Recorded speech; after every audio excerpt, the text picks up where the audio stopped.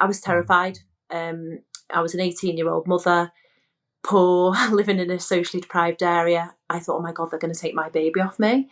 I'm having these horrendous thoughts. I feel completely anxious.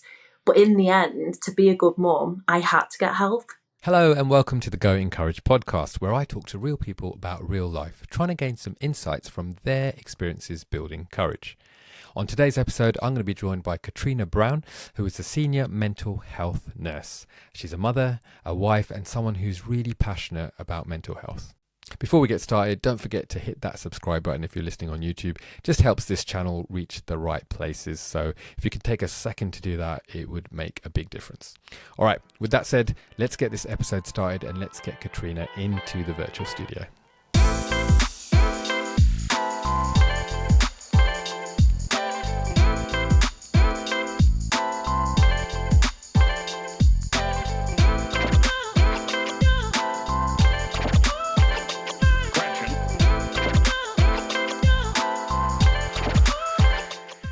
Hey Catrina, welcome to the Go Encourage podcast. How are you doing today? I'm good, thank you. How are you? I'm doing well, thanks.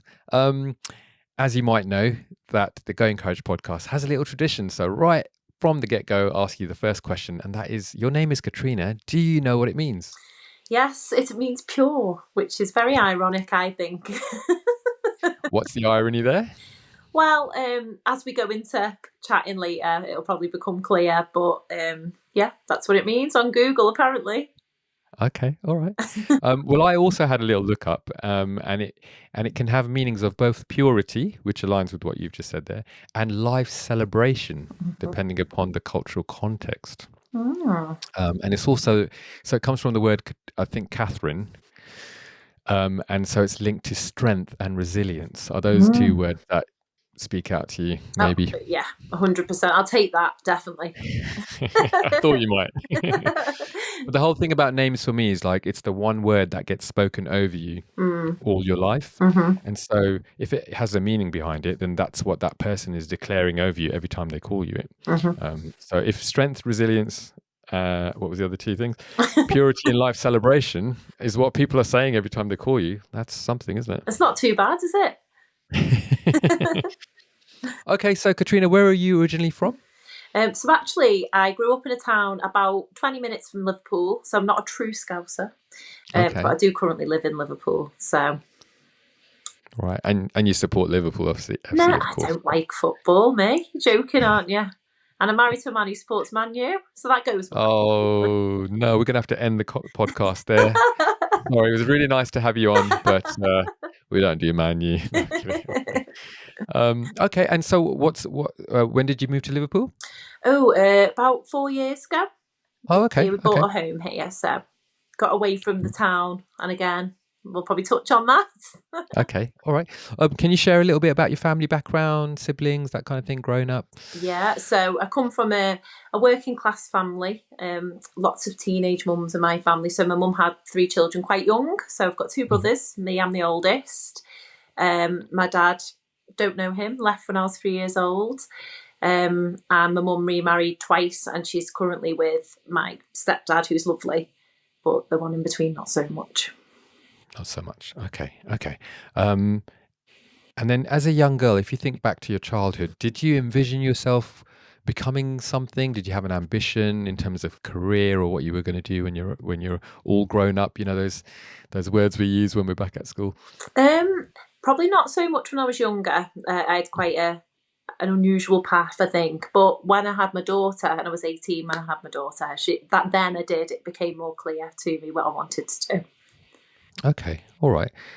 And sorry, so what kind of age did you say there? Sorry, I was 18. But okay. So you're in adulthood when you were like, okay, this is the path that I want to go down. Yeah. Okay, and does that match the path that you're on now? It does indeed. It does, yeah.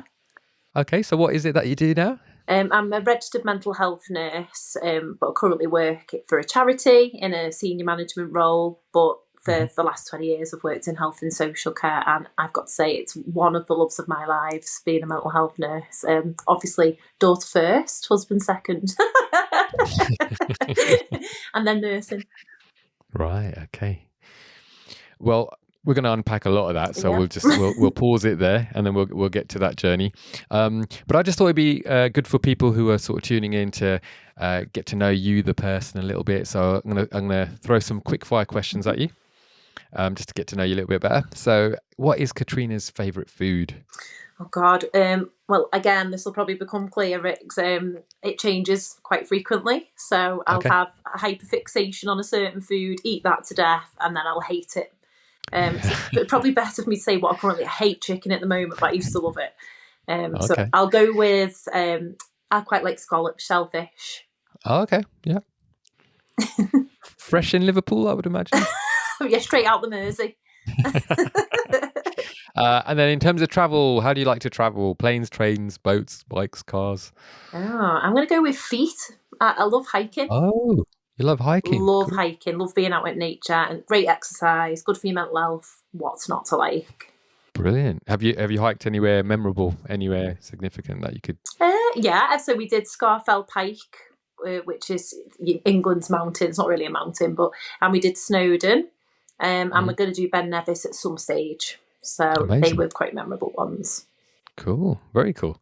Are you a dressed up sort of person or a dressed down? Well, despite what I'm wearing tonight, which is a jazzy jumper, I do actually love getting dressed up. Probably a bit of Liverpool has filtered in there, very glamorous on a night out, and I really do enjoy that, having a pamper and all the preparation. Love it. Nice. Look good, feel good type thing. Yeah, why not? Yeah. Okay, cool. And then where's a special place for you? Oh, anywhere when I'm with my daughter. I was going to say little girl then, but she's 22. But yeah, that always feels like home to me when I'm in the same room as her. Oh, love that. That's sweet.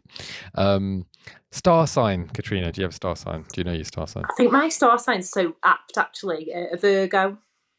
Virgo. September the 17th. Yeah, like it's out there, my birthday. If anyone wants to send me a card. Yeah, I'll put a link in the description if you'd like to send her a gift. We'll put her Amazon wish list down there, and then you can do that. Okay. I don't know much about Virgo. Is there a trait that you think that really sort of fits you? Well, it's the very strongly feminine zodiac sign, isn't it? It's like almost a queen type figure. I don't know loads about the zodiac, but definitely perfectionism is in there as well. So I identify with being very feminine and being a bit of a perfectionist. Okay, fair enough. Cats or dogs, Catrina? Oh, I love all animals, but I do rescue cats, so I'm going to have to go with kitties. Going to go with the cats. You love all animals. Does that include insects as well? I hate wasps, but apart from that, I'm fine. I hate wasps too. They're horrible. Why do you hate wasps? Because they sting you for no bleeding reason, don't they? That's so true.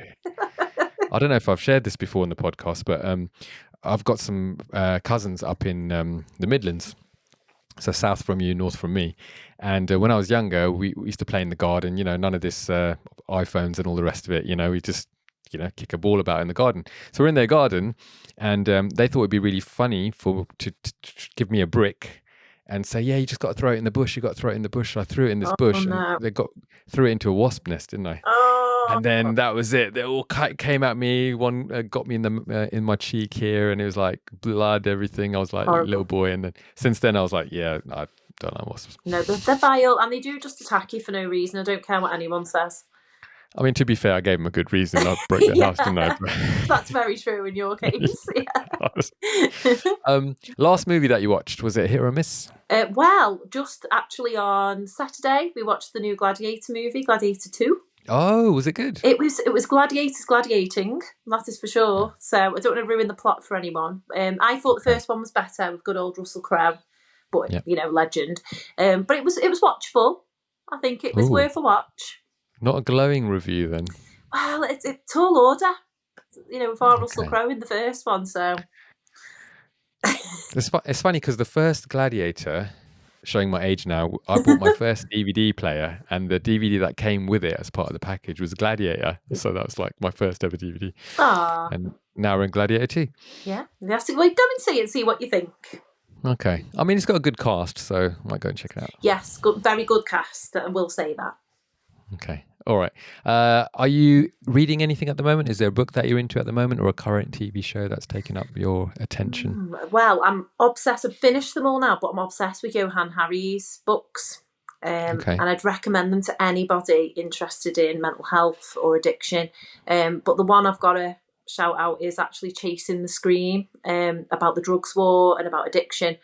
Life-changing book. I could not put it down. Highly recommend. Who's it by? Sorry, I'm not Johann familiar. Hari. Okay. I'll have a look at it and put that in the description as well if anyone wants to check that out. Yeah, brilliant. Based on Catrina's recommendation. But they'll have to check out Gladiator first, right? And then see if they feel the same way, and then they'll know if your taste is aligned. Right? Do both. Treat yourself. Do both. So, Catrina, what made you decide to come on the podcast today? I think my story's probably worth sharing. You're a very nice man, so I thought, oh, why not? I'll do a bit of something with Rix. And yeah, just why not, really? You know, if it can be a good example to someone who's had some experiences like me, even if it's just one person, then why not? So, Catrina, not to put you on the spot, but have you subscribed to the Go Encourage podcast yet on YouTube? I have indeed, and I'm following you on IG as well. Oh, yes. I do suggest everyone should subscribe to the channel. Yes, that's really good. And I think, a lot of people that watch the podcast, they forget to subscribe. And I always say to people, if you can subscribe, it does two things. One, you don't miss out on any content that comes up, right? I get amazing guests like you come on, so that's good. And then the second thing is it actually helps the platform grow. So I think the algorithms and all the stuff that I don't quite understand, they like it when you subscribe, you like and do all that sort of stuff, because then, the feedback comes back and then we reach an audience that we're trying to reach. So thanks for subscribing, Catrina. Oh, you're very welcome. And then in terms of love languages, have you ever done the test? No, but I do have the stereotypical neurodivergent love language of, I've got a couple of mates who are neurodivergent as well, and we send each other memes constantly as a form of communication. It's just that way of sharing love between us. So I definitely partake in a bit of meme sharing. Right, nice. Yeah, good old memes. Love them. And now obviously on Instagram we've got these reels now that we send to our friends. And then it's like checking your emails now, right? 40 from that one, 20 from that one. Yeah, exactly. Web communication. Yeah. Okay. If you ever want to check out the love languages, I might send you a link if you're interested. You and your husband. I wouldn't say that they are the be all and end all of the way that you relate, but I found them really insightful in terms of relating, in romantic relationships, but also as a parent as well, and the way you relate to your child and stuff. So I'll definitely send you that. Oh, thank you. So if we just take your definition, what you think courage is, what does courage mean to you? I think courage for me means resilience, really. Not giving up in the face of adversity, finding a way through, even when it's really hard to do that. Courage is also asking for help. Asking for help's not being weak. It's an act of strength, in my opinion. And we all sometimes need a village around us to take those steps forward. So, yeah, all of that, really. Yeah, do you know what? If we can stick with that in terms of courage, asking for help, it's something that so many people struggle with. Making that initial contact or asking, even if it's just a friend, sometimes it's really difficult to ask for help. What would you say to someone who needed help but didn't have that courage to take that step? What would you say to them with your mental health professional hat on?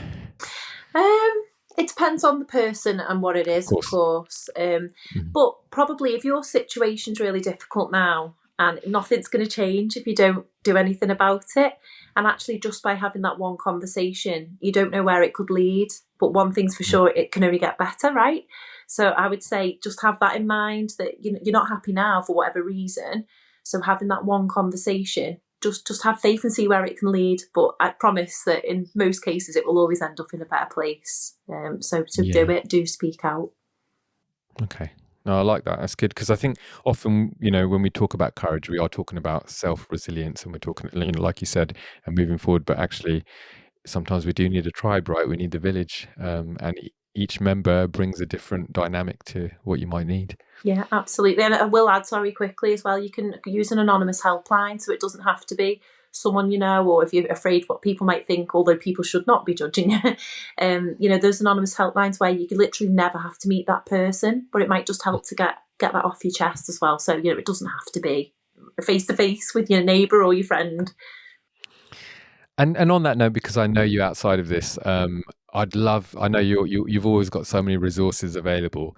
If we could potentially have some of those anonymous helplines that you think would be okay to share, I could put them in the links to this description of this podcast on YouTube as well. So if you are listening to this and you're thinking, oh, I do need to take that first step, we can provide those resources for people. Yeah, definitely. Fantastic. I didn't expect you to say no. I've seen your emails. Hey, check this out. Okay. So going back to you now I know we kind of we were very swift in the beginning of this because I wanted to save what you had to share for this kind of segment. And so can you maybe share some significant moments on your journey where you had to overcome fear, respond with courage, and how it played out for you? And I know it's a big question, so you can start wherever what feels right to you, and then we can go from there. Mm-hmm. Yeah, there's probably been a few points in my life. So probably start from childhood. I come from a working class family with lots of multi-generational trauma, and I think now that's part of why I am where I am. But born to a very young mother, and she had my brothers as well as me, so she had 3 children at a very young age. She was actually only 17 when I was born, and the home was chaotic. My dad left when I was 3, but to be honest, I can't really remember any of that. I think the first real test of courage for me was a bit later on when she remarried, and my stepdad unfortunately wasn't a very nice man, and he was quite abusive to me. Well, probably both my brothers, but more so my brother who shared the same father as I did. My third brother, sorry, I should have said, was my stepdad's with my mum. So there was, possibly because he was younger, possibly because he was his, I don't know. He didn't seem to get as much of the challenges that we had. But basically, all through that time, there was a lot of violence in the home, a lot of psychological abuse, and that just made life really hard as a young person.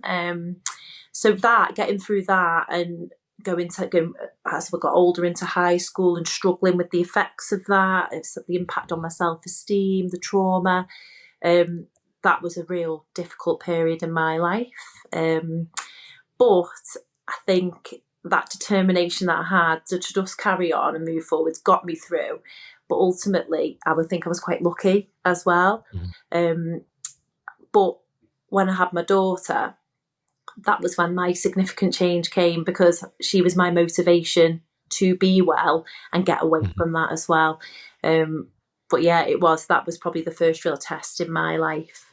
Surviving that, really. Just getting up each day and going to school was an act of survival, and I'm proud of myself getting through that now. Yeah, it sounds like it was really, really challenging, to say the least. Just to pick up on something you said there, before you having your daughter, there was this determination, I think you said, of moving forward. Where did that come from? What do you remember feeling to be able to move forward from what you were experiencing there? I think weirdly, and I don't know what everyone else's experience is, but I knew what was happening was wrong. And I, don't get me wrong, I struggled at times. I wasn't sleeping well, and in school I found it difficult to fit in because I had other stuff going on that I didn't know about then. So I was always a bit of the class clown, trying to people please, trying to just be liked because I didn't feel very loved at home. But somewhere in the recesses of my mind, I knew that it was wrong, and I knew that this wouldn't be forever. Of course, we grow up and we leave. So in the more difficult moments where I would feel very worthless and very down and think, my life's really difficult, I think, but it's not forever. There is light at the end of the tunnel. And how true that is, because obviously fast forward a few years, I was away from that situation.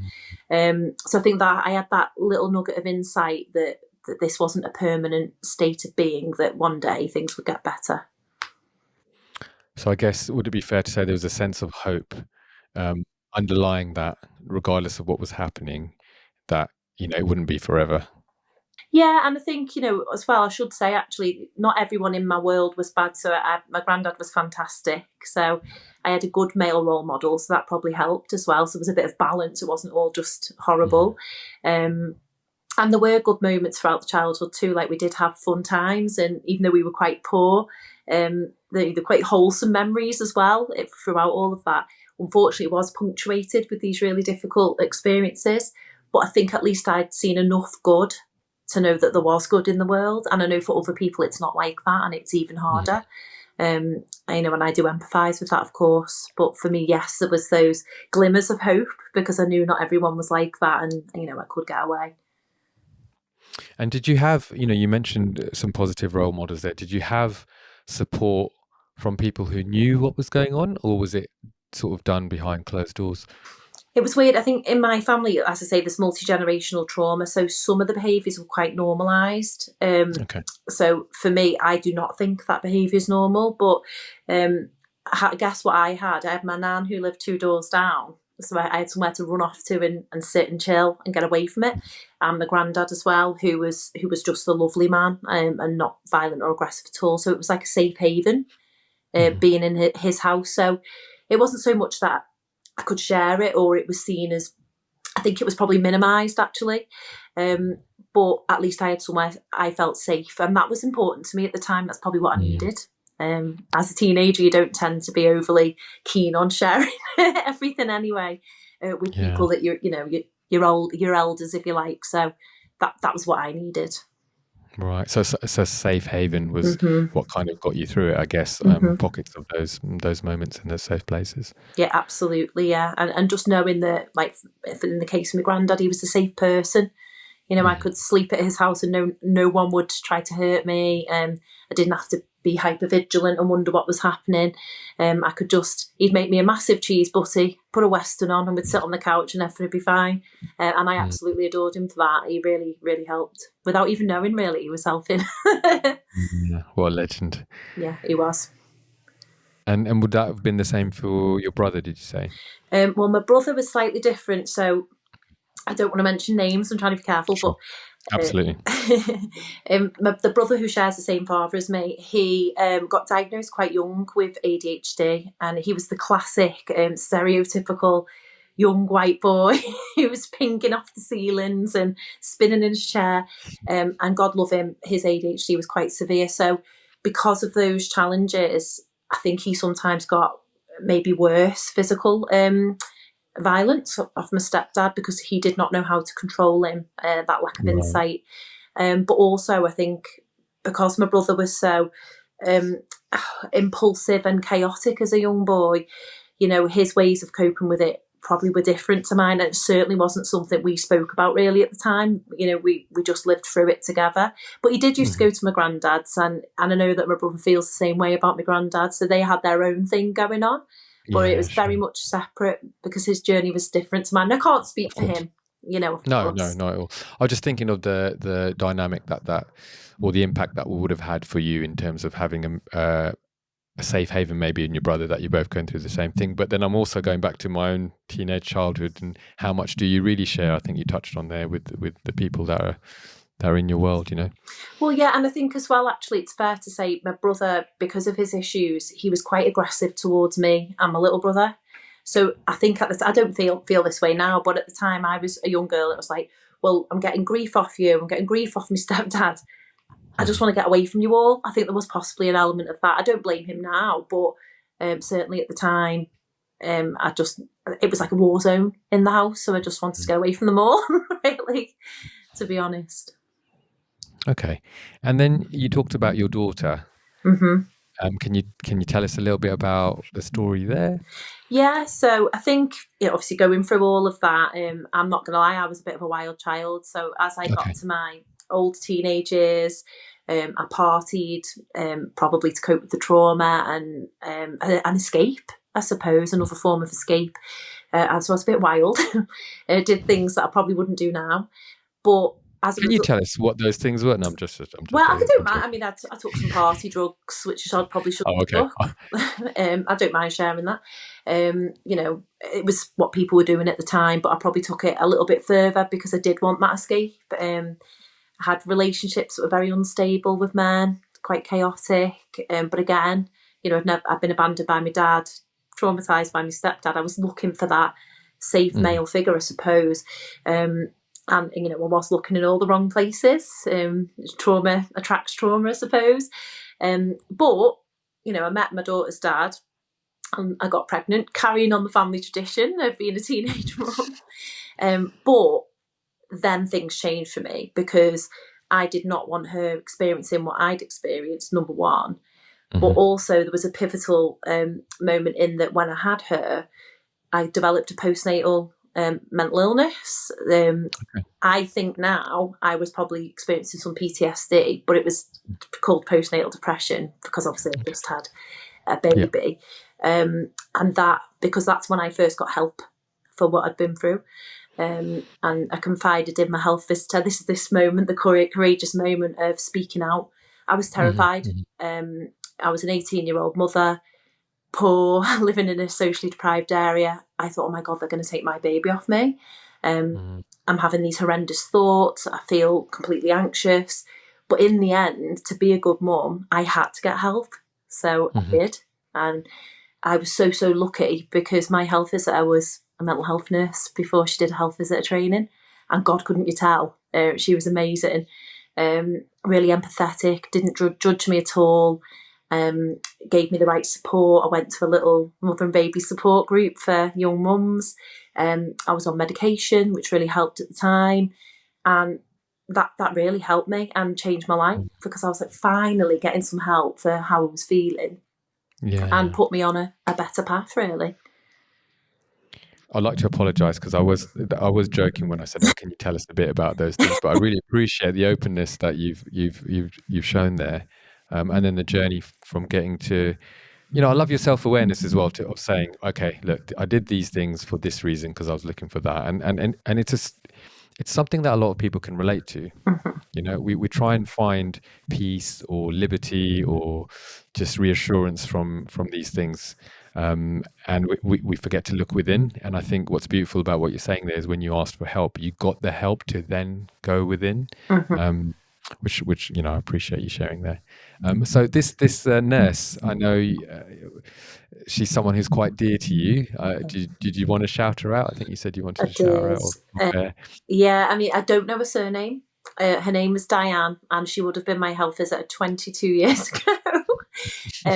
But she was special lady to me, as I say, actually inspired me to become a mental health nurse because, to be honest, at 18, I didn't know that nurses had all these different specialisms. And, I knew about midwives who just had a baby.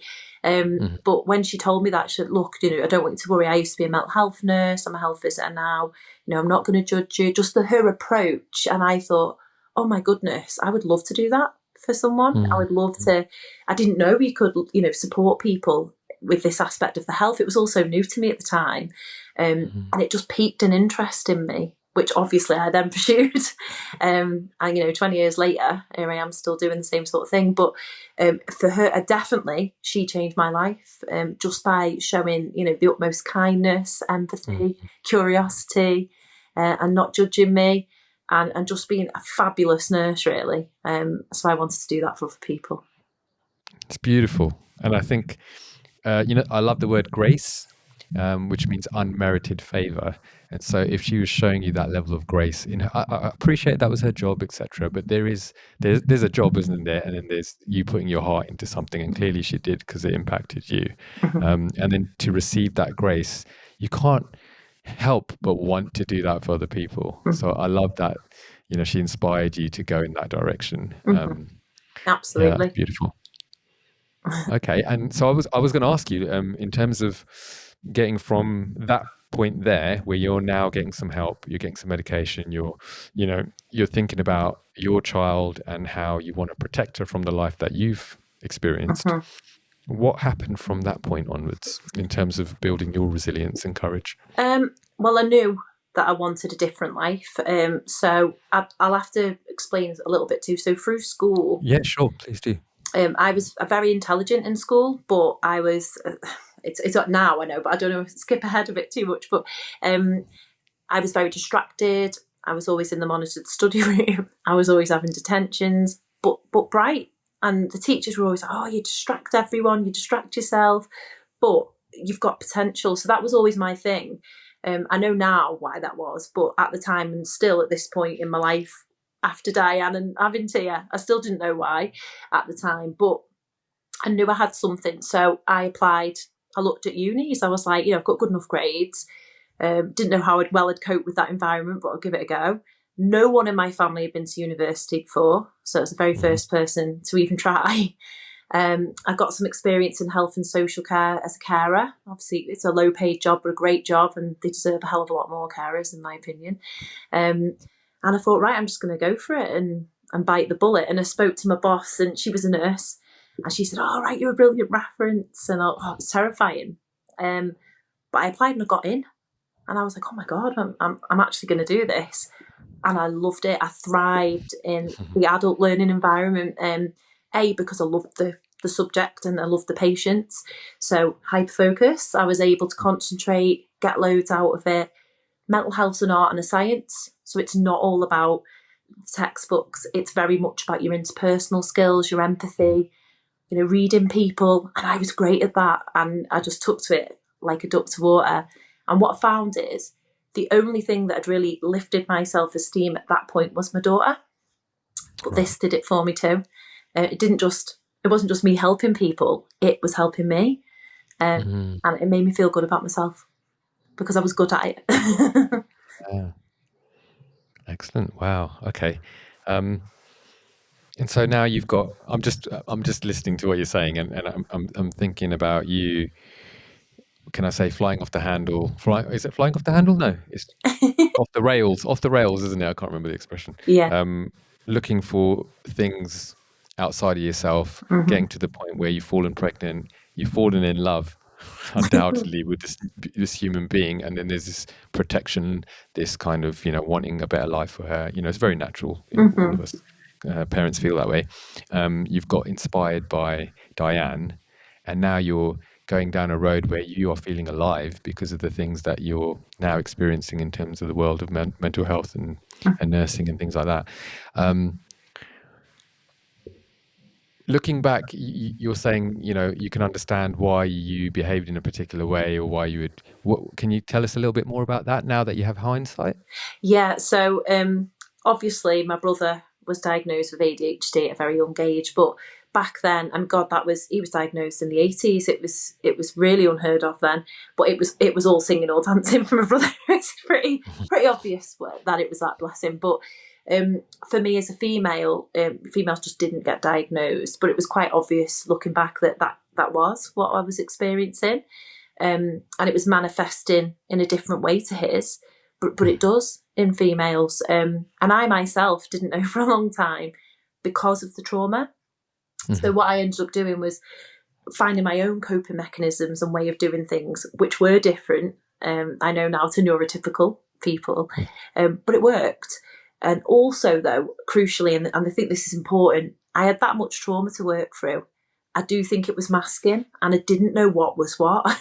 Why am I feeling like this? I'm hypervigilant because of my trauma, but then I'm putting things in all the wrong places and forgetting which direction I'm walking in, probably because of the ADHD. I needed to pull this apart. So for me, the journey was different. I did therapy, EMDR therapy, processed my trauma, worked with a fabulous therapist. I will shout out as well, Simon, from the Knowsley mental health team, amazing. And then, and only then, was I able to take a step back and go, okay, this is what we're dealing with. And of course, the minute I sat down with a psychiatrist, I was diagnosed with ADHD, which no one was surprised at, least of all myself. But I'm glad I did it that way because I was able to fix all parts of myself. And that's a really lovely thing to do from a self-care point of view. And again, asking for help and having the courage to do that, it makes such a difference. It changed my life. It made me feel like a whole person because I did feel broken. It's a cliche, but I did. So knowing about my neurodivergence, knowing about my mental health, knowing myself, I can live well now. Instead of guessing and fumbling around in the world and not really knowing what I'm doing, really. And, you said fixing parts of yourself. And I think what you're talking about there is understanding, trying to really get to the bottom of why you might operate in the way that you operate, so that then you can reprogram, can I say, or accommodate certain thoughts or whatever it is Mm-hmm. that you're feeling, etc.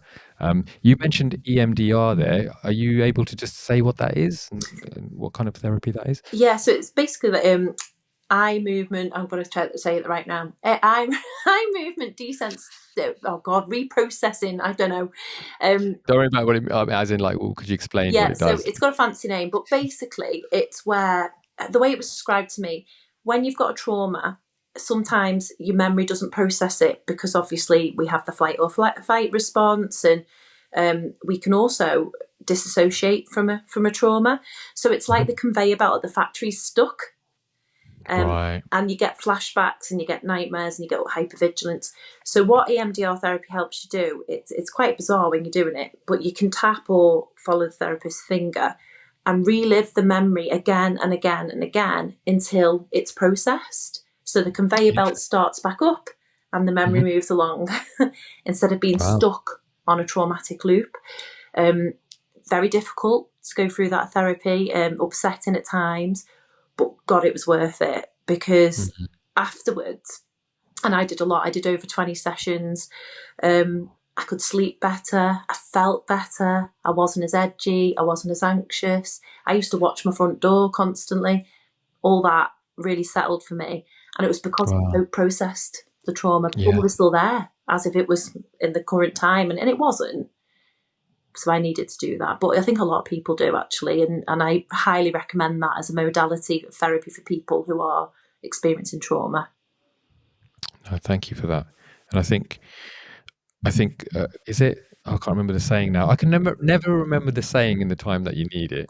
But I guess it has been said something along the lines of like trauma is stored in your body, isn't it? It's it needs to be processed in a way, and that particular way seems to be quite effective, depending upon what you've been through. But you're saying it was kind of 20 sessions in before you saw a major breakthrough, or you felt more at ease.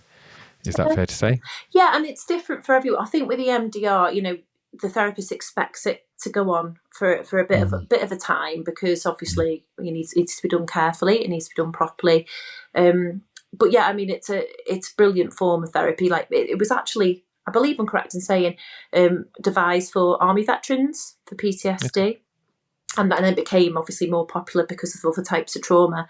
But you're absolutely right. Your body does. There's a book, isn't there? The Body Keeps the Score. That's it. That's what I was thinking about. Yeah. I knew you might have been when you said it. So I recommend people read that too. Amazing book. But yeah, and I think that's why that therapy as well really works because there's a physical element to it. So when I was doing mine, you would tap. That was the method I used. And it's bizarre. I couldn't explain the science behind it. I'm not a therapist, I'm a nurse, but that physical element of knowing you're present but your mind's somewhere else, it helps you feel grounded and safe, I think. So I can see why, having gone through it, it's a safe form of therapy for someone who's got those sorts of issues and challenges. And everyone's different. Who knows? Some people might have 10 sessions, some people might have 50. But hey, whatever works for you, I think, if you need it, go for it. I think that's really helpful. I mean, even you just saying 20 sessions, and like you said, I completely acknowledge that. You're saying it could be differ from person to person, but you often hear, like I was speaking to someone today actually, and they were checking out therapy, and they were thinking, yeah, I'll have about 4 or 5 sessions, and it's all done and dusted. And it's like, well, love that you've taken the step. That's great. There's a bit of a mountain to climb here, and I guess the point I'm trying to highlight is.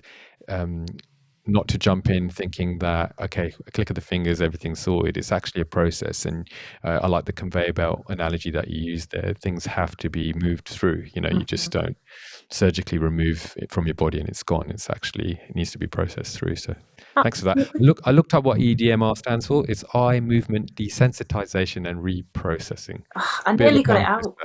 You did. You I nearly was did. so close, and then I got a bit nervous and fluffed it, but I actually knew what it was, but I just couldn't get it out. I was like, oh. Well, there you go. Well, you knew more than me. So, EFT. I've done a bit of EFT, which is now I've lost what it means. Emotional freedom techniques, which again, there's tapping involved in that in different parts of the body, and again, it's processing through the trauma. and allowing it to come to the surface so that you can, activate your parasympathetic nervous system and sort of reprogram where it's stuck. Amazing. I love So that. there's some of that I think lines up. And then sorry, I was zooming in there on that particular type of modality, but you were saying that then you did some talking therapy after that. Well, actually, funnily enough, this is a good point. So finding the right sort of therapy is really important. So I think therapy gets bandied about, but especially coming from a mental health profession, it's almost like a prescription. I don't want to make it sound really clinical, but you wouldn't just take any old medication. So you shouldn't do that with your therapy either. So I was prescribed EMDR because I had trauma. So I think people should be careful and get assessed properly and find out what's the right therapy for you, because I did try a type of talking therapy before I did the EMDR. Okay. And it was, they wanted me to sit in a chair and be really still. And hello, mate, I've got ADHD. I'm like, I could not do it. And she asked me to visualize things. And in the end, I was like, I can't do this. My brain doesn't want to do it. And fair enough. But I tried. And I think sometimes you might have to try one type of therapy. And it's not for you. It's okay. It's okay to say, hey, I need to try something different. And you will get the right fit eventually. But I just wanted to say that because it's definitely not one size fits all.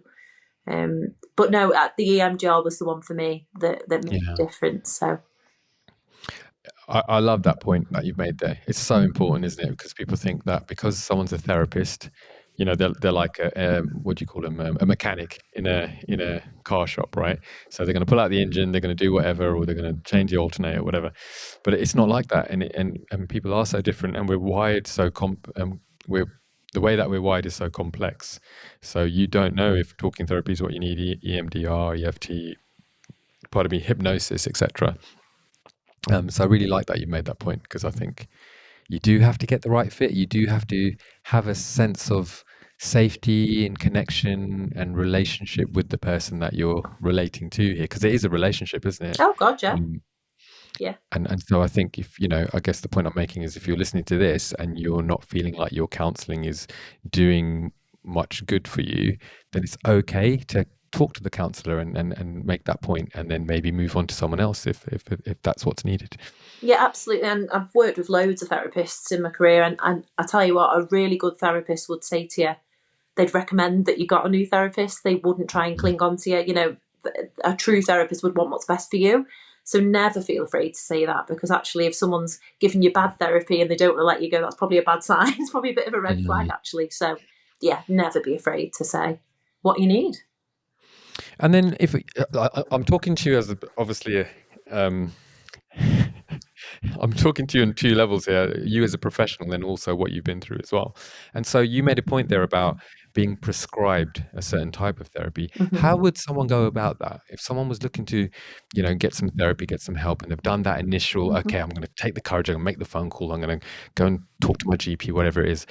How would they be, where would the gap be there? How would you bridge that gap in order to be able to? Oh, well, I mean, it depends. There's a few routes. So if we're going to talk most everyday normal people, you can self-refer online. So you don't need to, because sometimes it's a barrier if you think, oh, I've got to ring the GP and wait 65 years for a GP appointment, like we all have to. You don't need to do that. So if you Google IAPT in your local area, or therapy self-refer in your local area, a self-referral form will come up for the NHS. So you can bypass all of that, fill it in. Yes, there will be a waiting time, but someone will call you, they'll give you an assessment, and then you'll be waiting for it. If you've got money and you can afford to spend it on therapy, that is obviously an option, and you'll get it quicker. But a good tip is that a lot of workplaces these days have therapy attached to the EAP scheme, so check out your workplace too. You might skip the NHS queues. So yeah, and free therapy, things like rape and sexual assault charity, they offer free therapy. So it depends what it is you need it for. For physical health illnesses, there's lots of different charities that offer free therapy for that. So honestly, get on Google and just see what's in your local area. Hub of Hope, put your postcode in, stuff will come up. Right. I give you all these links at the end. But there's more than one place to look for therapy, and you will find the right fit for you. So, just be curious and kind to yourself and have a look. Yeah. Because we spend all this time looking for the right spa, or like I said before, the right garage to fix your car, or we've all been on eBay trying to find the right product for ourselves, and and all that kind of thing. And so when it comes to self-care, it's really important to actually be the driver of that journey, isn't it? To say, look, I need help, and I want to see what's out there, and I'm going to do my best to, within my own knowledge, get the right fit, but then hopefully be referred or signposted to other things if I come across a therapist who's saying, look, I can't help you in this way, but I know someone who can. Yeah, exactly that. And there's loads of different support. I mean, also as well, on that note, looking after yourself as well, self-care, go in the gym, eating well. We don't even have to go to the gym, go for a walk, being your own therapist a little bit as well. To keeping a gratitude journal, keeping yourself well hydrated, all those, the things we know, everyone knows, but it's hard to do sometimes, isn't it? But I think that is also, you'd be amazed how much better you feel if you just look after yourself a little bit as well. Which is a challenge. Oh God, yeah. In the modern age, like there's so much information coming at us all the time, whether it's work emails, whether it's Teams chats, whether it's Instagram, TikTok, all of these places, YouTube. I mean, even now you go into Netflix and it takes people an hour just to figure out what they want to watch because there's so much in front of you. It's really easy to forget to take a breath, go for a walk, like you're saying. While we're on this sort of little piece there, are there any routines, any mindsets, any sort of habits that you really build into your day-to-day to ensure that you are doing the best in that area? Yeah, I mean, obviously, thankfully I've had my treatment and stuff, so I'm at the stage now where it's just about maintenance, really, like with anything, keep things in good working order. So I've chosen not to take prescribed medication for my ADHD, so I do take supplements. That's a personal choice, but always speak to your doctor. Don't just go ahead and do that. So I take fish oils, vitamin Bs, vitamin D. I hike regularly, go to the gym. I have to run to burn off some of my hyperactivity. I go to the gym, bit of strength training, not far off the menopause now. I've got to keep the bones strong.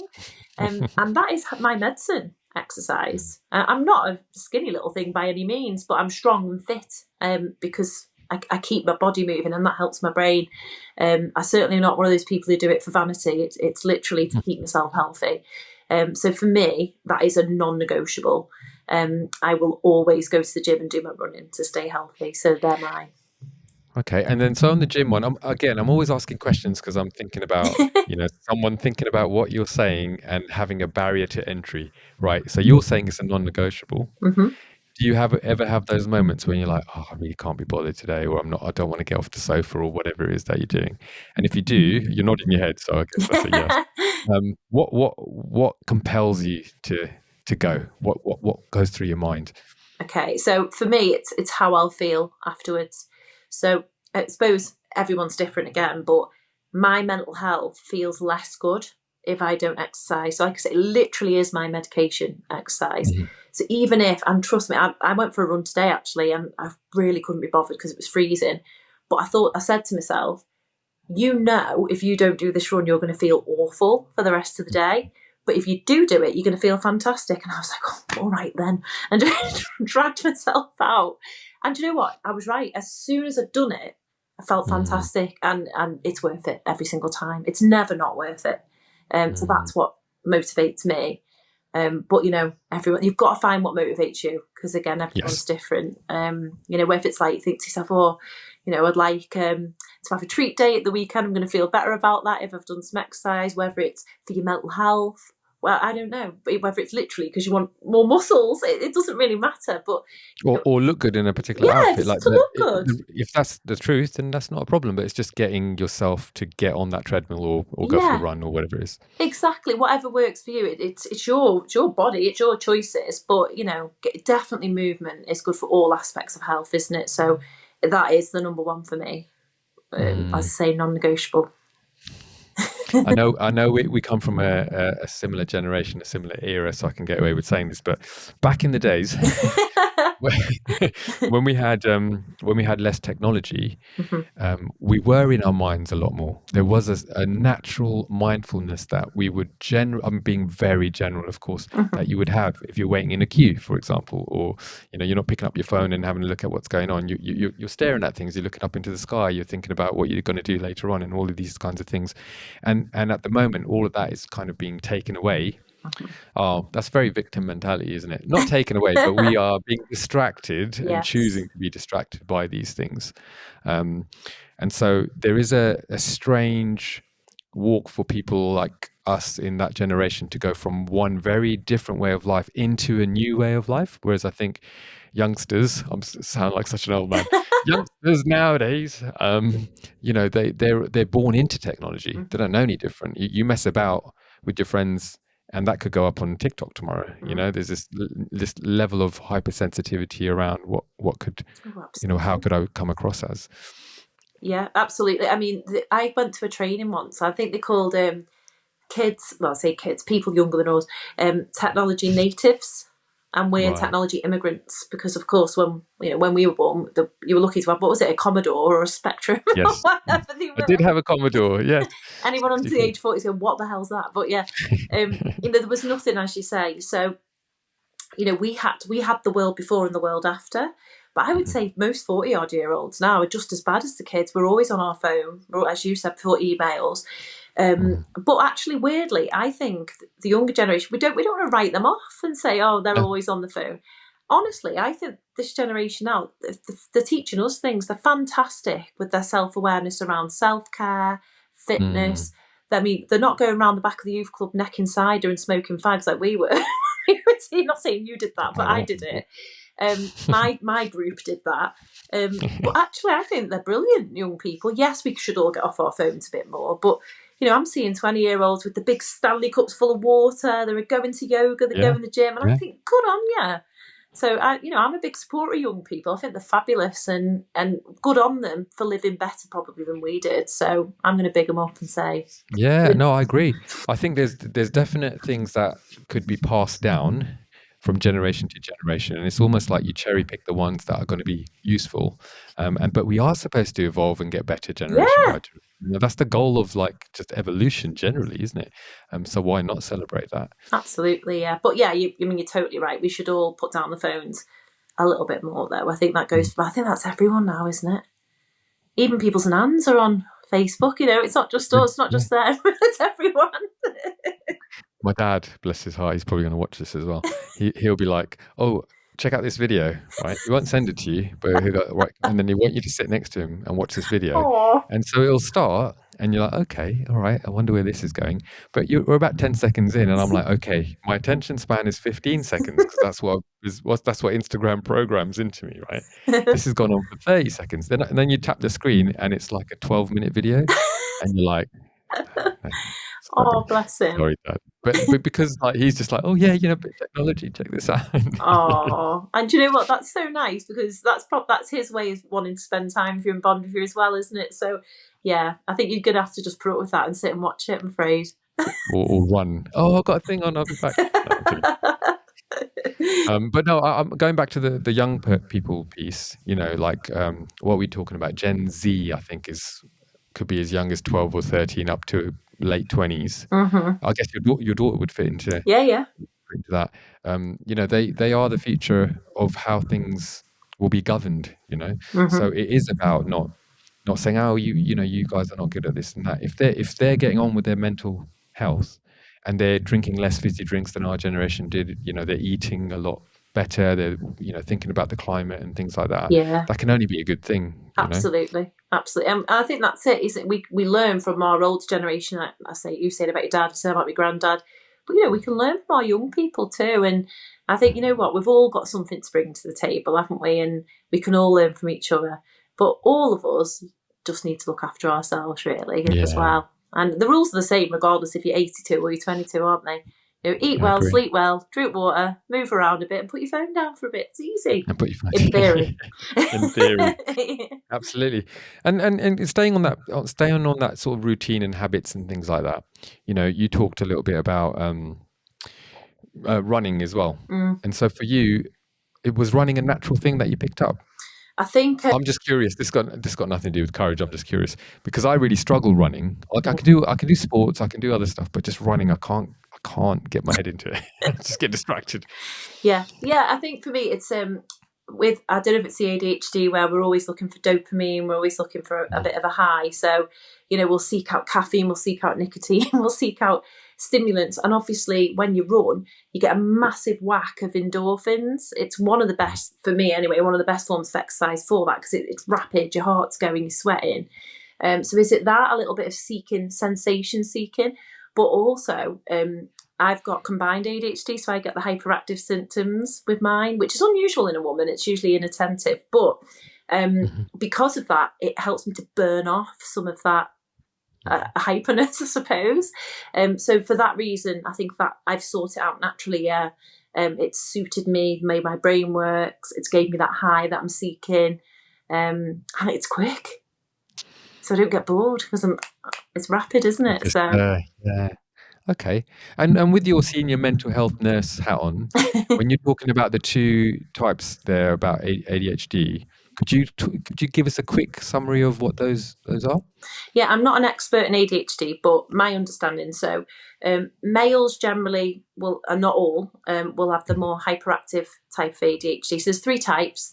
One leaning towards more hyperactivity, leaning towards inattentive, and then the middle type, which is a combination of the two. Right. So women are more likely to have inattentive. So they're not all singing or dancing ADHD. It's quieter symptoms. They don't get diagnosed for that reason. And it's more, and I'm really generalising here, please look it up, but it's more distraction and forgetfulness. They're the cliched symptoms, whereas the hyperactivity is like you're sped up on a motor, quite impulsive. I've got the combined type, which if you look back through my life is not surprising at all. But that being said, there are some wonderful things as well from what all of those combination of things bring. Very creative. If you were into a particular topic, you will be amazing at it because all your focus and attention will go on it. And I lucked out with mental health because I'm obsessed with it. But if I'd chose something else, Rix, good luck getting me to sit down and do it because I'd be off doing all sorts. So it can be a strength. I don't like saying it's a superpower. I think it's not that. It's a different way of your brain working. And for me, it's just understanding it. So yes, there are challenges, but there are also benefits. And it's just knowing you. And everyone with ADHD will present differently, whether you've got one type or another, because we're all different. And your personality and your experiences and other mental health conditions. So, but yeah, it's learning what you can do really well with your brain and what maybe you have to work around a little bit. Yeah.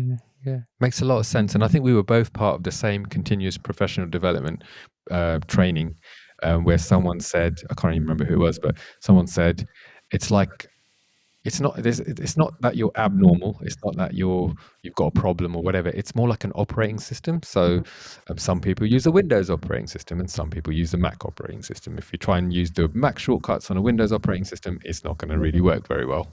And you can try and find your way around it, but it won't be intuitive and vice versa.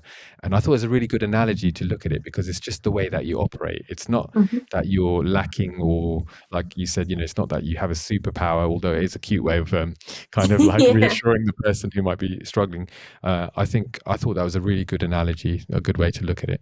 Yeah, absolutely. And I was going to say something about the superpower thing. I think, if people want to identify as having the superpower, that's fine. I just think for me, it feels a little bit patronising. It's like, I haven't got a superpower. I've got ADHD and I own that and I'm proud of my brain. I wouldn't change it at all.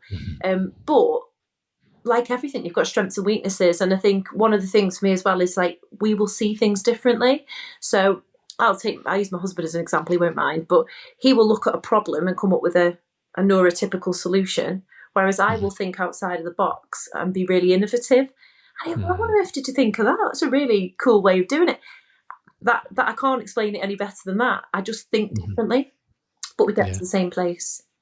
Still find a solution. Mine will just be wild compared. It'll be more exciting. There'll be more stuff going on. Bit more of a journey. And then in terms of like, if we go, so you thank you for sharing some of the stuff that you went through in childhood and saw that journey there. Can you pinpoint a significant moment that you you were in a place of fear, maybe anxiety, or whatever it was, and then you responded with courage? Can you describe why you responded with courage and how you responded with courage? Well, I suppose, yeah, a few times. I mean, they've talked about obviously my health visitor experience, but even being with my therapist, I think reliving, even talking to you now, I think reliving anything traumatic is hard, but it's helpful as well. So I'm going to come back to the speaking about stuff thing. I think I've had to do that a few times in my life. So disclosing to my health visitor, disclosing to my GP, disclosing to my therapist, my psychiatrist, and I've got all these health professionals, but I had them because I found them and I asked for help. They're not involved in my life now. I don't have any mental health care. I'm not on any medication prescribed or anything. But I got to this place through speaking out. So for me, that's exactly when you need to talk. When you're feeling that anxiety and frightened, that's the time to ask for that help. And as I said earlier, it doesn't have to be a parent or a friend. It can be a stranger on a helpline. But actually, that's the exact moment to do that. And for me, I've done that a few times. It isn't easy, but it is always worth it. So rather than give one example, I'll just say all of the examples.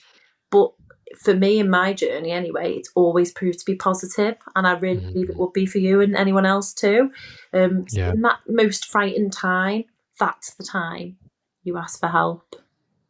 Yeah, no, that's great. That's great, and I can see a pattern with the themes that you seem to be sort of promoting, and that is to see the aftermath. The aftermath, is that a negative term? See what happens, the conclusion, the sum, where you get to afterwards, and have that as a driver. Like when you talk about running, for example, you're thinking about the endorphins, how you feel afterwards. When you're thinking about getting up off the couch and going to the gym, it's the same sort of thing.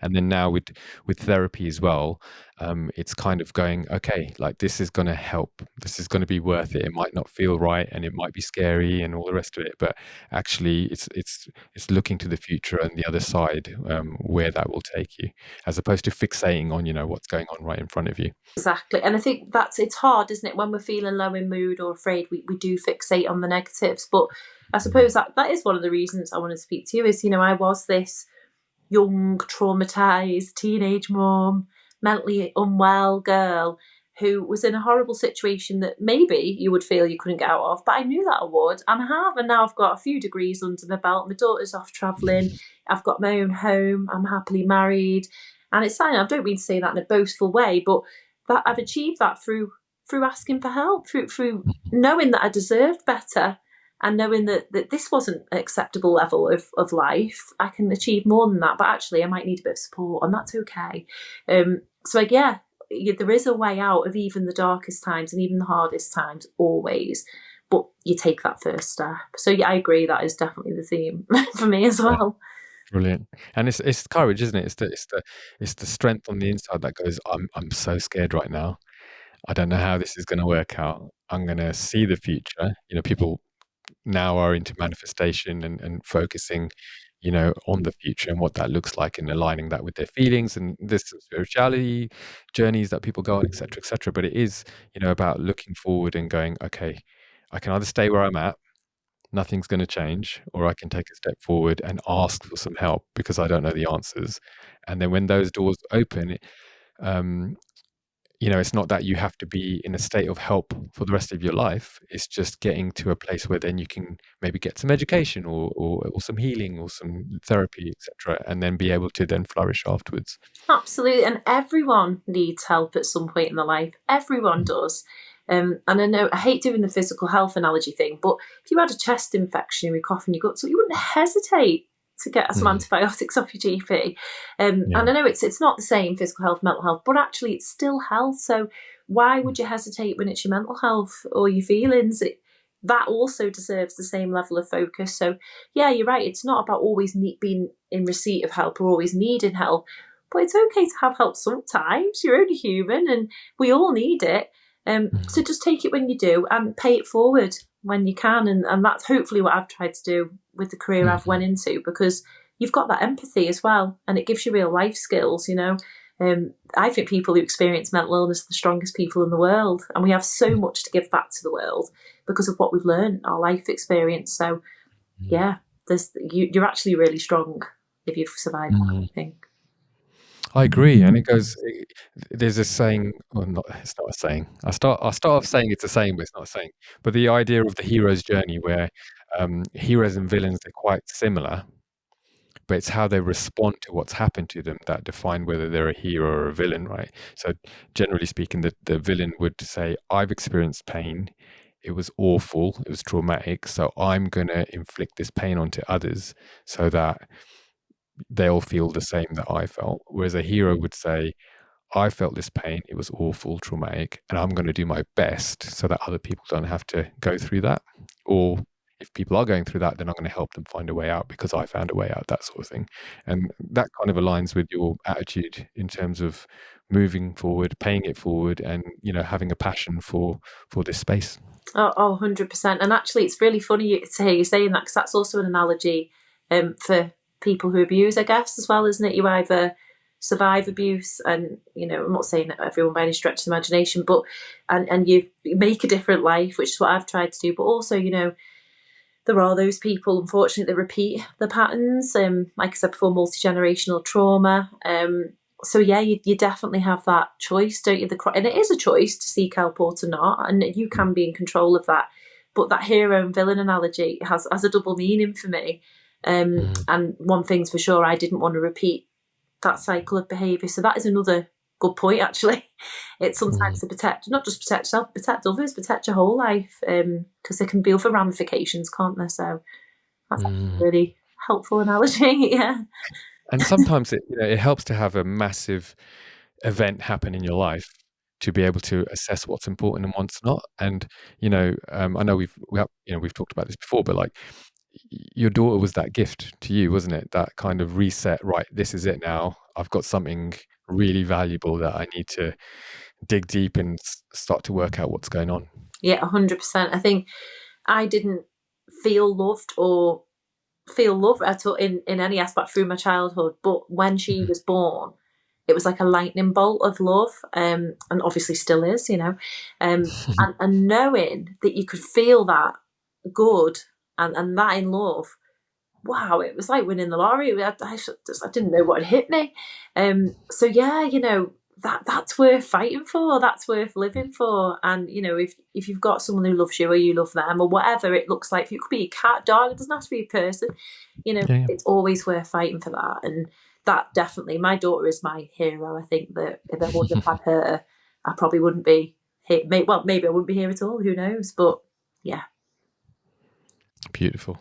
Finally, I just wanted to I know we've had a little bit of men's mental health, and I know you're an advocate for men's mental health as well. I would like to say I am as well. And so with that in mind and your professional experience working in this sector, why do you think it is that men find it so hard to put their mental health at the forefront? So not just ask for help, but also just to put it at the forefront. There's two things there. So there is the asking for help piece, obviously, which is the societal norms, the traditional roles, man as a protector, don't be weak, pull your socks up, mate, which is rubbish. Obviously, men have emotions as well, and also are human, strangely. So why wouldn't you need the same things we need? But so there is that piece, which I think is we're all well aware of. But also, I think men prioritise different things. So it's our lizard brains a little bit, isn't it? And they want to protect their family, of course they do, and they want to put the kids first, maybe, and their wife first or partner first, whoever it is. So sometimes when you're an adult, you take a back seat, don't you? I think we all are at risk of doing that. So yeah, I think it's a mixture of stigma, shame, traditional society, and other priorities. Like you said earlier, working full time, emails, things coming at you. Sometimes mental health comes last, but if it comes last, if it then breaks, you can't do all the other stuff, can you? Well, I think we need to remember that your health before wealth. you wouldn't walk around with 2 broken legs. So don't do that to your brain. You have to put our health first, because then you can continue to do all the other stuff. So men are getting better. I think they are getting better at coming forward. But I will use this opportunity to say the suicide rate for men in this country is outrageous. 76% of suicides are males. And that's just not okay. That disparity is crazy. So yes, men do need to keep coming forward in their droves and ask for help, and never feel ashamed, because that statistic says it all, really. And it's just not good enough, is it? And we need to help men. We need to seek them out as well. Yeah, I agree. And I think without getting into gender wars and what's what, I think, we have had a good focus on women's health for a while, which is really good, and I'm glad that we do. And I think we're getting there slowly with the men, and to have women lead those spaces is really helpful. I don't have statistical data to back this up, but I have a kind of inkling that we need more men supporting men, because there is a sense of a brotherhood, a peer-to-peer. We're going through this. Oh, you're going through it as well. Oh, actually, I'm not a failure as a man then. Okay, this is, inverted commas, a normal feeling or whatever. And then you start to remove those stigmas that are sort of ingrained in our, within ourselves, not even society, to then break down those barriers to say, hey man, you want to go for a pint? No, I don't want to go for a pint. I want to go for a chat. And you're like, oh, okay, let's go for a chat. So it becomes more of a norm. Yeah, I love what you've just said, because I think that's one of the other issues, actually, is that I think about men's spaces traditionally, hopefully not so much now, but it is go the footy, go the pub. You can't really have a conversation at the football when everyone's going, it's so noisy. Pub, you're drinking, perhaps not the best time to have a conversation if you're going to be drunk. But yeah, so you're right. So thinking of alternative things, isn't it? Like, yeah, go for a walk, go for a hike with your mate, do something, not around alcohol or substances, do something that's not noisy and distracting. Just spend some quality time with your mate and go, are you actually okay? It's cheesy, but it's true, right? But I think men traditionally are drawn, socially, these acceptable spaces for men. They are very and drinking, and that's just not conducive to someone needing a mental health conversation, is it? So absolutely, that peer support, doing something a bit more relaxing and a bit of self-care with your mate. Why don't men get a face mask on and go to the spa? Because it feels weird, Catrina. You'd love it though, really. You would. I have to say, I've been to a few spas now, but I only really had them later on in life. So in the last, I don't know, 8 years, let's say. But I would just this is not anyone else's thoughts that are projected onto me. This is me going, oh, why would I go there? That's a bit girly, isn't it? Like, why would I do that? And then I did it, and I was like, oh, wow. See, exactly. Pretty good. Exactly. And admitting that even is weird, Yeah, but that's the issue, isn't it? So you thought it'd be a bit girly, but why? Why? And that is awful, isn't it? And that's exactly the reason why men don't come forward, because they think it's girly, or they think there's some stigma attached to it. Why is it? If you've got skin, which we all have, a massage feels great. What does it matter what your gender is? It's silly, isn't it, really? No, you're right. And I think, if we break it down, it could be that from a traditional masculine perspective, we're wanting to do things. Like going to the football feels like doing something. Exactly. Which is why we own, whether or not the person has been put in the right wing. We start talking like a manager, or we say, oh, if I was there, I would have headed it in the top bottom corner, and all that kind of stuff, because we feel like we're doing something. And same with going to the pub, we feel like we're having a few pints. All right, I'm going to get the next one. There's this like activity feel about it all.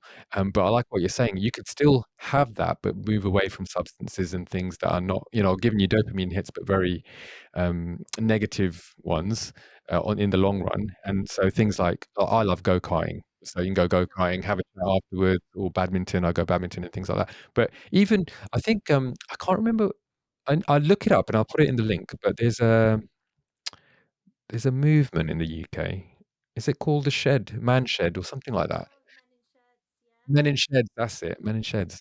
And so exactly that. So you come along and you work on something, but while you're working on it, you start opening up, you start talking to the people around you, and hopefully, helping each other out. And I think that it seems to be quite effective. and so if you're listening to this and your bro, I'll use that term, is going through something difficult, but he doesn't want to talk about it, maybe find a common hobby or a common thing that you both like and start to do that. And it goes back to, you watch these movies back in the day and the dad takes the son traditionally out to fishing, and then while they're fishing, he teaches him a lesson, that kind of thing. Perfect, yeah. That those kinds of spaces, we can take ownership as men and try and help guys out. That's it. And I think it is, everyone needs to help men. I mean, as I said, the statistics say it all really, but there's a little piece around men also need to be shouting from the rooftops and helping each other as well. And we all owe that to men. I think we can't let that carry on. So if we all work together, it's got to get better, right? I hope.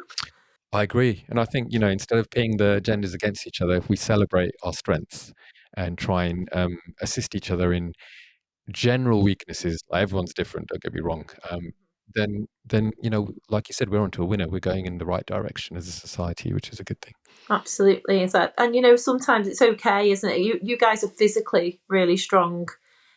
We didn't get the physical strength, so you know what, if we need to be a bit mentally strong sometimes to support you, that's all right. You can open the jam jar. Perfect.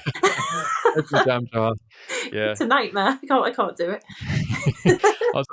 Sometimes you see these reels on Instagram and then it says like, this woman has wisdom, and the reason she's got wisdom is she can open the jam jar, but she goes to her husband and gets him to open it just to give him that feeling that, oh yeah, I did that. That kind of thing.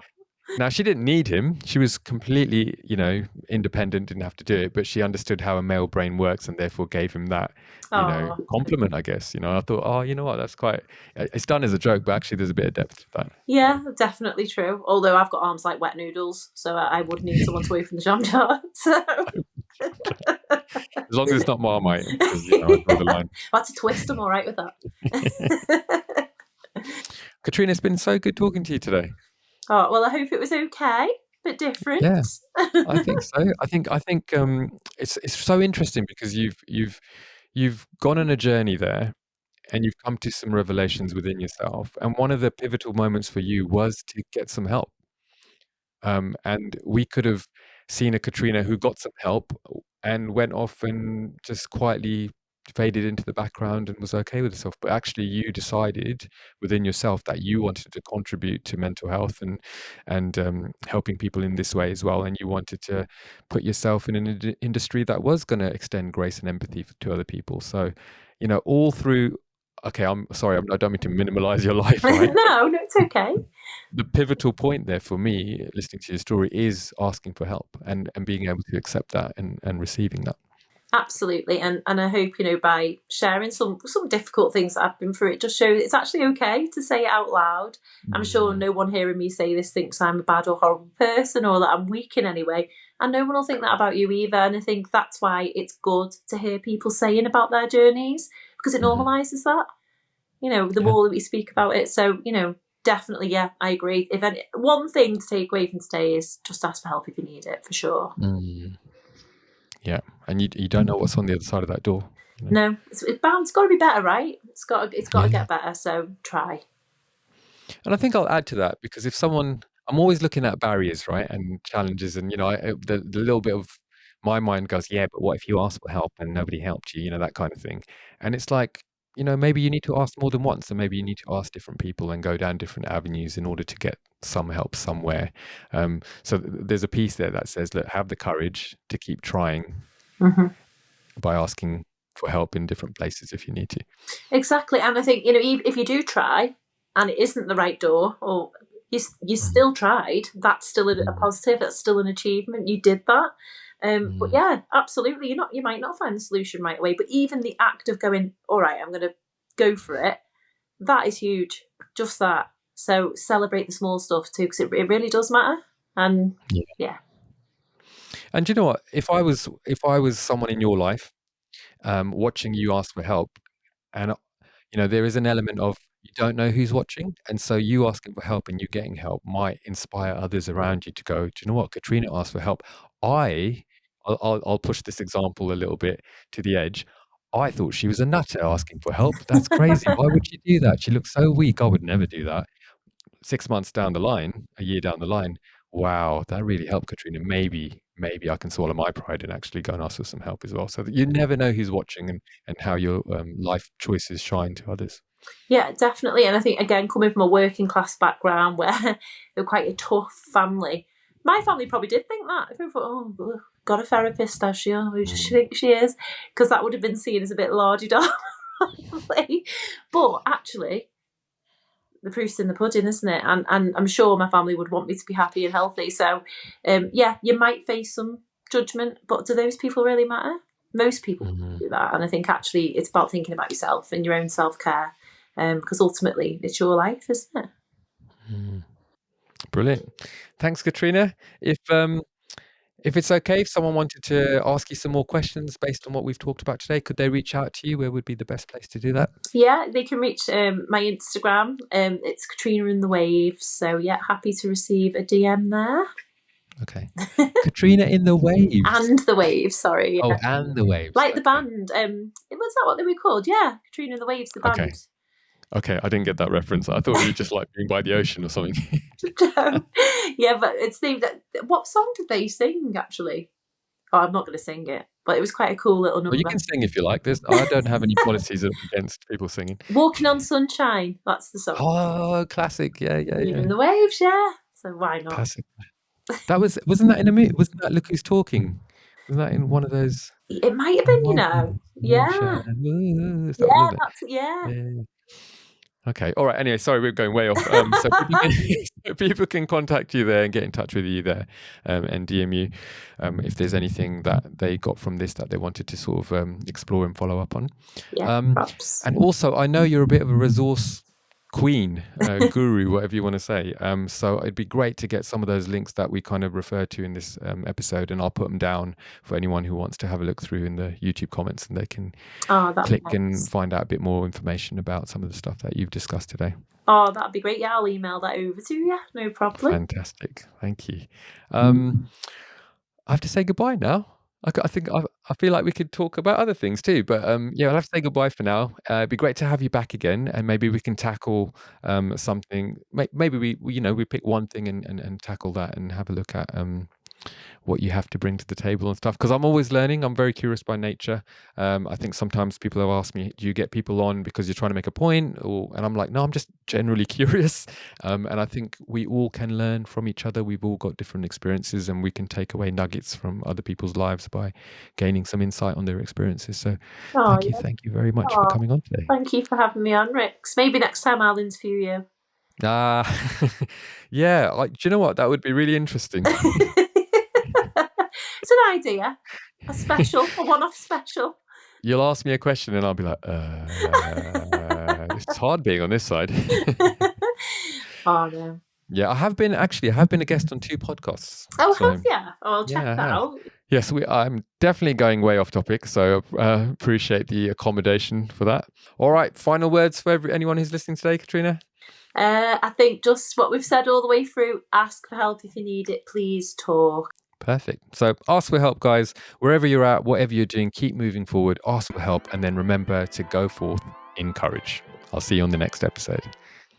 Hey, really hope you enjoyed that episode, and I hope there was something there that you can take away and reflect on.